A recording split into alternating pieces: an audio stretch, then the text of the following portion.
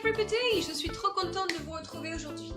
Voici la nouvelle leçon du jour, on va essayer de la faire en 5 minutes comme d'habitude sur this or that. À quoi servent ces mots-là? Eh bien écoutez, voyons leurs caractéristiques dès à présent. This and that peuvent être employés comme déterminants devant un nom. Ils peuvent servir à désigner quelque chose ou quelqu'un, un objet, une personne. Ils ont une forme plus ou moins différente selon s'ils désignent du singulier ou du pluriel. Exemple, these cats, ce chat, qui est donc tout près de moi. These, c'est pour la proximité. These, proximité, ok? Et si ça avait été du pluriel, ça aurait pu être these, T-H-E-S-E. Vous avez l'inverse, si la personne ou l'objet ou l'animal est éloigné, ça ne donnera pas this, but that. Éloignement, that cat. Le chat tout là-bas. Au pluriel, vous n'êtes peut-être pas sans savoir que que ça devient those. T-H-O-S-E. T-H-O-S-E. Donc si je récapitule, this and these, sa forme plurielle, désigne plutôt des choses, des personnes proches. Alors que that and those, sa forme plurielle, désigne des choses, des gens plutôt éloignés. Après les déterminants démonstratifs, je n'ai pas précisé, mais vous avez tous compris que this, c'est ce, cette au féminin, voilà, avec leur forme plurielle pour these, etc. Ils peuvent aussi être employés comme pronoms. Pronoms démonstratifs. Exemple, vous allez comprendre. Who's this? What's this? Qui est-ce qui est près de moi? Ou alors, qu'est-ce qui est près de moi? What's this? Parce que this, proximité oblige.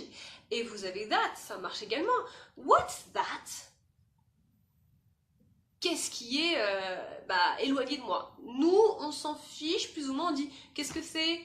Qu'est-ce que c'est? Voilà, quoi. Très simplement. Aussi, sachez qu'ils servent, ces pronoms, à présenter quelqu'un. Hi, this is my mother.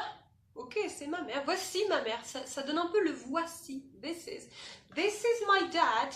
This is my brother. C'est mon frère. Ok, donc mon frère étant près de moi, hein, these.